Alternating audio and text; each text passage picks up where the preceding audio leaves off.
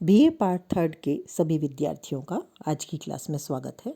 मैं डॉक्टर शिखा अग्रवाल, सह-आचार्य, राजकीय महाविद्यालय सुजानगढ़। हम पढ़ेंगे चीन की विदेश नीति भाग 5।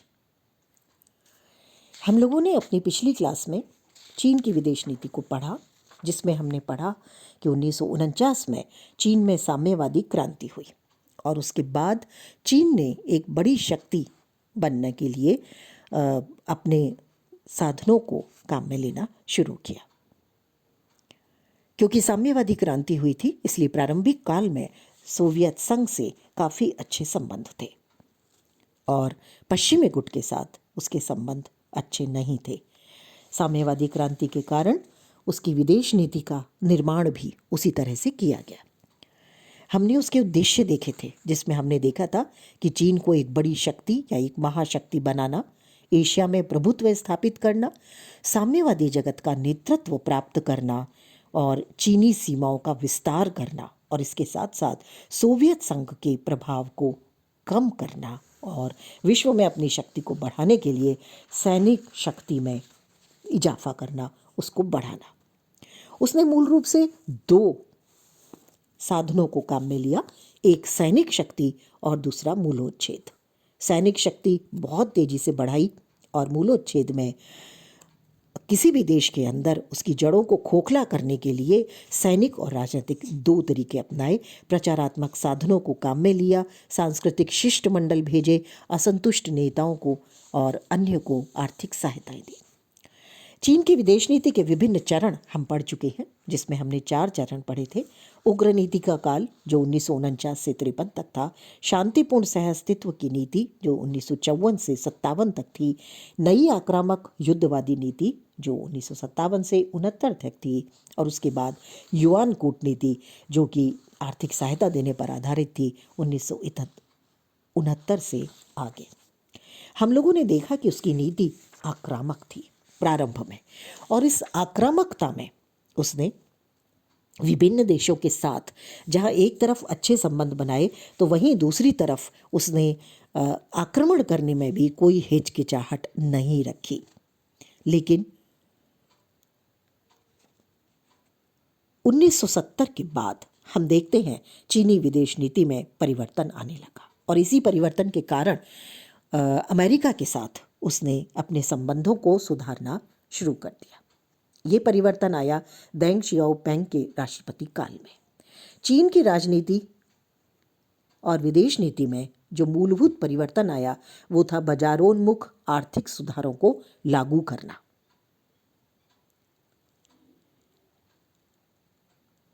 मूल अर्थव्यवस्था की नीतियों को क्रियान्वित करते हुए अब उन्होंने धीरे धीरे दुनिया के व्यापार में अपने आप को आगे बढ़ाना शुरू कर दिया।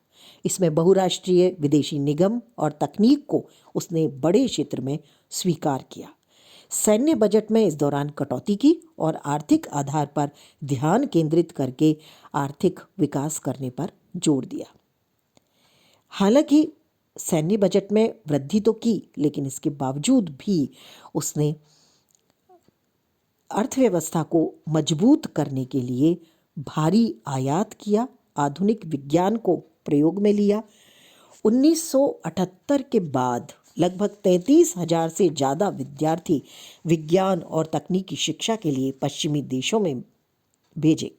ऐसा चीन में पहली बार हुआ था, जो पिछले 40 दशक थे जब से उसमें साम्यवादी क्रांति हुई। उसके बाद पहली बार ऐसा हुआ कि इतनी बड़ी संख्या में जो स्टूडेंट्स थे उनको विज्ञान और तकनीकी शिक्षा के लिए बाहर भेजा गया। माओ त्से-तुंग ऐसे शासक थे जो ना तो कभी बाहर गए थे विदेश यात्रा पर, ना उन्होंने कभी किसी को बुलाया था। लेकिन जो देंग थे वो खुद भी बाहर गए यात्रा पर और उन्होंने बाहर से भी लोगों को, विदेशी मेहमानों को बुलाया। चीन ने अमेरिका से दोस्ती बढ़ाने की तरफ कदम बढ़ाया तो वहीं पूर्वी यूरोप के देशों की सघन यात्राएं की।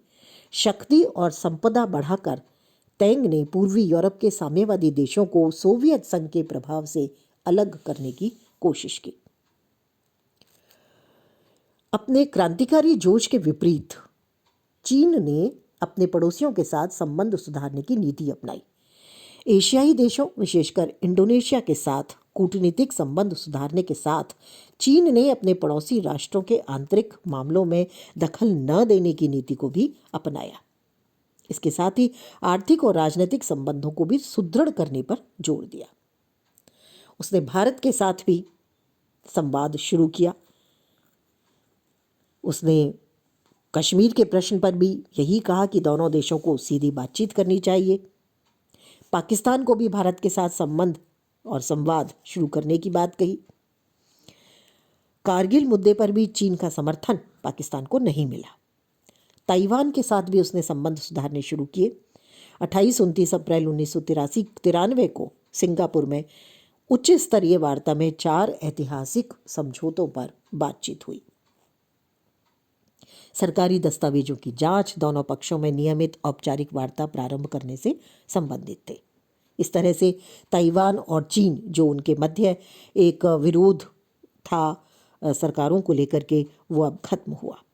2003 में भारतीय प्रधानमंत्री अटल बिहारी वाजपेयी ने चीन की यात्रा की और दोनों देशों ने एक संयुक्त घोषणा पत्र तैयार किया जिसमें सीमा विवाद सुलझाने और आपसी व्यापार को लेकर के घोषणा पत्र था। अगली बात आती है सॉफ्ट पावर की छवि बनाई उसने अपनी। अभी तक वो एक आक्रामक नीति को अपनाए था, अब उसमें एक ऐसे ब्रांड को शामिल किया जिसमें उसने सॉफ्ट राज्य की नीति को अपनाया। नया लक्ष्य उसने तय किया अपना, तेजी से बढ़ती अर्थव्यवस्था और सैन्य शक्ति के पूरक के रूप में सॉफ्ट पावर निर्मित करना। इस प्रोजेक्ट पर 68,000 करोड़ रुपए वार्षिक खर्च किए। उसने ये इमेज बिल्डिंग के लिए किया था, ब्रांड बनाने के लिए किया था, ताकि विदेशी लोग, विदेशी प्रतिनिधि उनकी तरफ सहज रूप से झुक सकें। इसके साथ साथ समुद्री घेरेबंदी की। दक्षिण चीन में भारत के उत्खनन से चिढ़े चीन ने हिंद महासागर में खनन विस्तार योजना के द्वारा भारत से संघर्ष को तेज कर दिया। दरअसल चीन ने अंतर्राष्ट्रीय प्राधिकरण से पॉलीमेटेलिक सल्फाइड अयस्क को खोजने के लिए क्षेत्र विस्तार की अनुमति मांगी थी और जैसे ही अनुमति मिली, चीन ने हिंद महासागर में खनिज खोजने की विस्तार योजना घोषित कर दी और इसके बहाने उसने अपने युद्धपोतों का संचालन करना शुरू कर दिया। 2015 में चीन का एक मछली पकड़ने वाला जहाज बंगाल की खाड़ी में बालासोर क्षेत्र में घुस आया, जो उड़ीसा में आता है। जब इस जहाज को चुनौती दी गई तो ये भारतीय जल सीमा से अंतर्राष्ट्रीय जल क्षेत्र की ओर चला गया।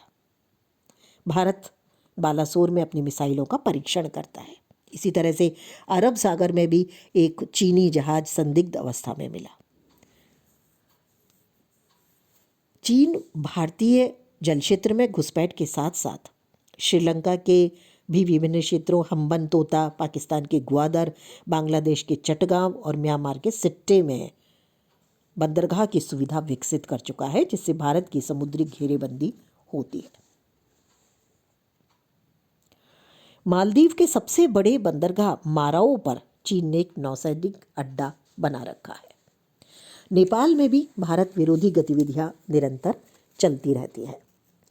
चीन और ताइवान के मध्य एक ऐतिहासिक समझौता 2008 में हुआ, 13 जून 2008, और इस तरह से जो दोनों देशों के बीच एक संघर्ष की स्थिति चल रही थी, उसके बीच हवाई उड़ानों की संख्या में वृद्धि करने का और एक दूसरे के यहाँ प्रतिनिधि कार्यालय स्थापित करने का निर्णय किया गया।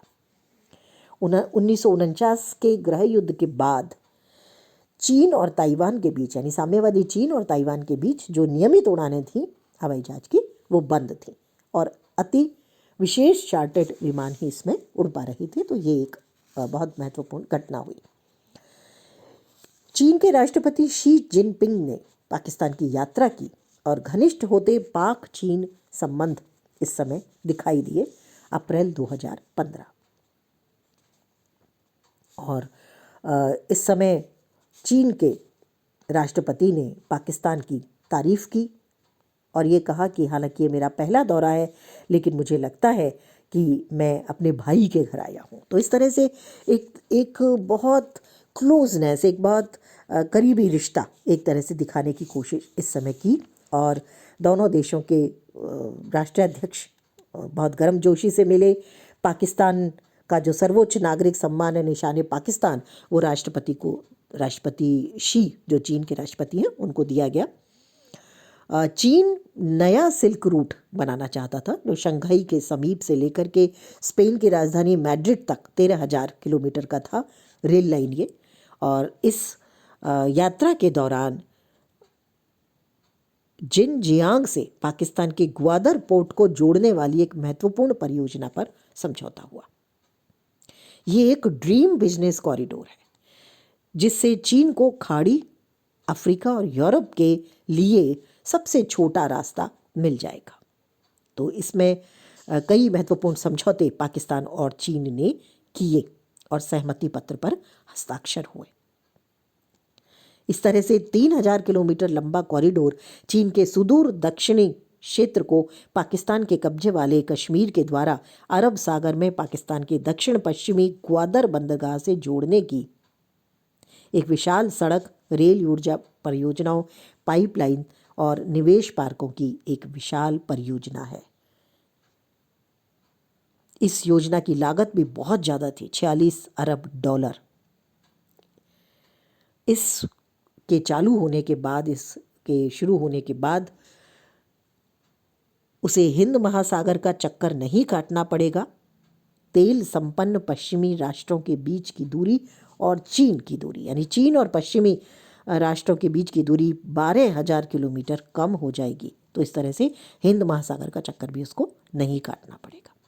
तो बहुत सारे समझौते इस यात्रा के दौरान हुए। ऊर्जा, परमाणु रिएक्टर, पनडुब्बी सौदा, सड़क, रेल मार्ग, केबल नेटवर्क, इनसे संबंधित।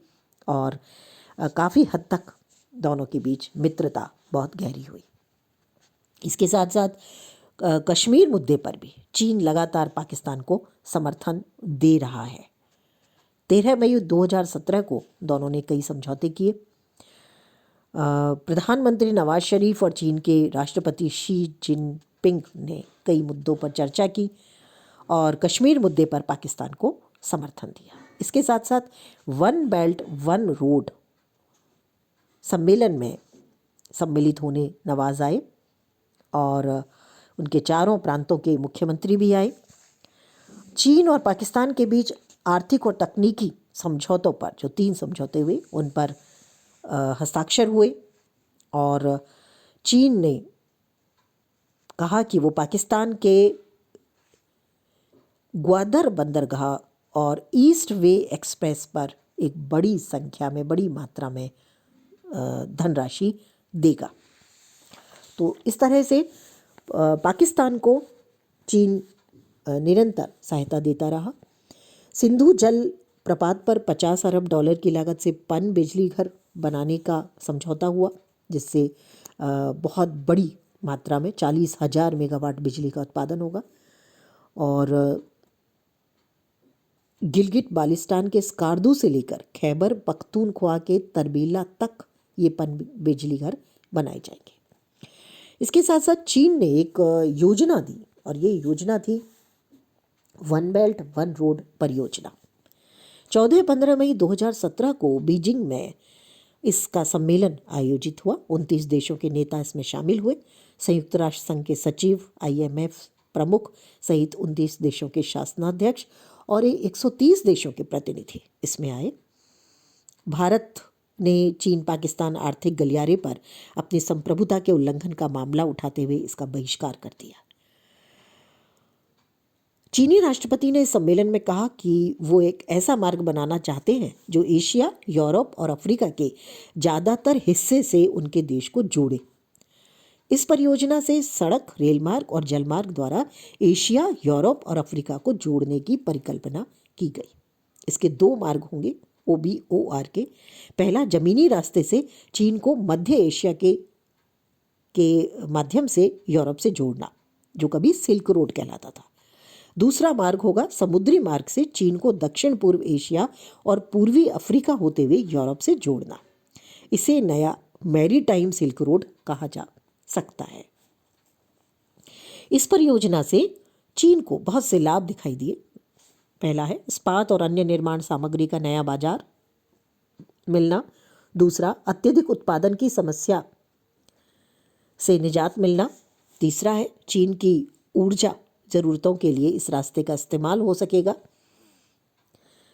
चौथा है एशिया में बड़ी ताकत बनने की उसकी कोशिश जो है वो इससे और ज़्यादा बढ़ेगी। और पांचवा है अमेरिका का सैन्य और आर्थिक प्रभुत्व कम किया जा सकेगा। इस परियोजना के माध्यम से भारत को भी घेरने की कोशिश कर रहा है, और क्योंकि यही परियोजना गिलगिट बाल्टिस्तान से गुजरती है जो भारत की संप्रभुता के लिए खतरा है। दक्षिण अफ्रीका या अफ्रीकी देश भी चीन की इस परियोजना का विरोध इसीलिए कर रहे हैं। सम्मेलन में केवल 2 अफ्रीकी देश शामिल हुए, इथोपिया और केन्या।